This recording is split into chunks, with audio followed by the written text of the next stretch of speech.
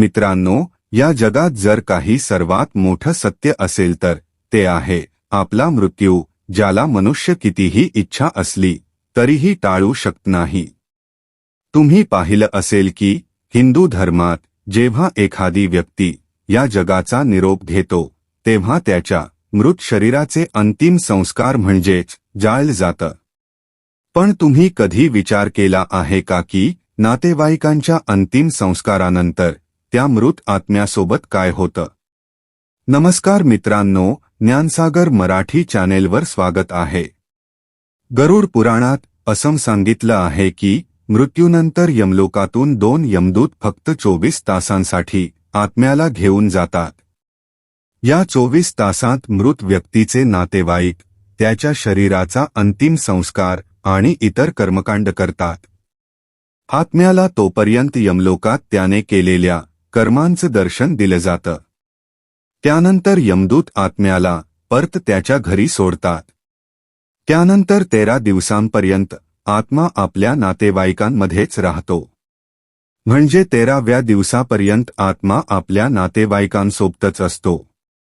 त्यानंतर पुन्हा आत्मा यमलोकासाठी रवाना होतो. याच दरम्यान आत्म्याला 3 वेगवेगळे मार्ग दाखवले जातात.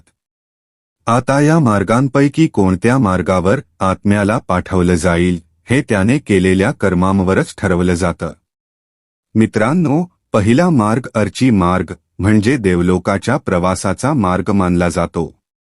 दुसरा मार्ग धूम मार्ग आहे, ज्याला पितृलोकाचा मार्ग सांगितला आहे. आणि तिसरा मार्ग उत्पत्ती विनाश मार्ग म्हणजे नरकाच्या प्रवासासाठी असतो.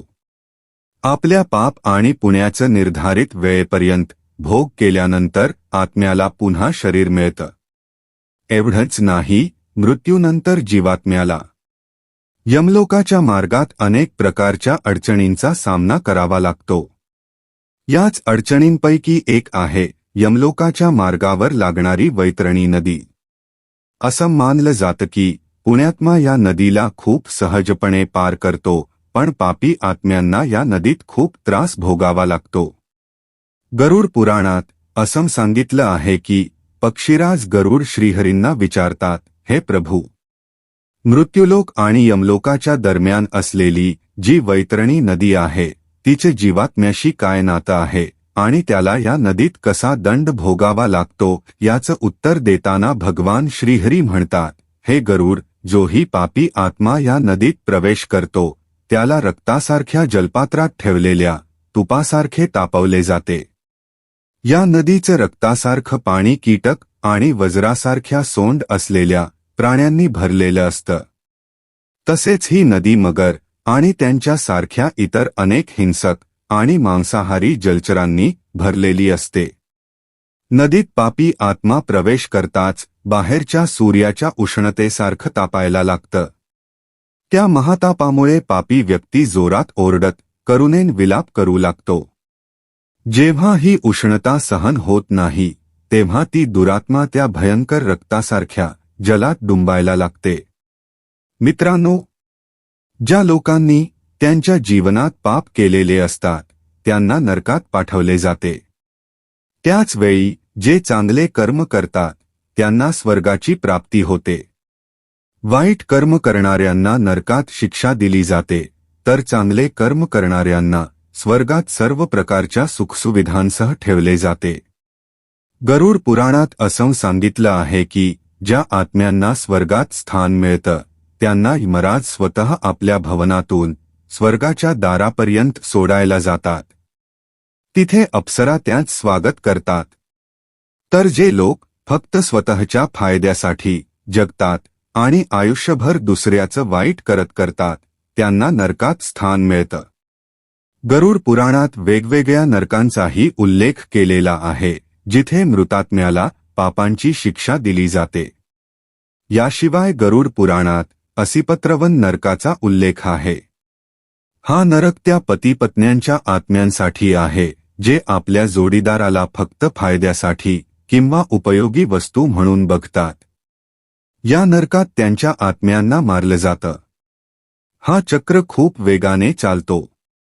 तर रौरव नरक, या नरकामध्ये त्यांना जागा मिळते ज्यांनी त्यांच्या आयुष्यात दुसऱ्यांची संपत्ती हडपलेली असते. इथे त्यांना ते बेशुद्ध होईपर्यंत मारलं जातं. पुन्हा शुद्धीवर आल्यानंतर त्यांना पुन्हा याच प्रकारे रक्तबंबाळ केलं जातं. हा सिलसिला तोपर्यंत चालतो जोपर्यंत शिक्षा संपत नाही.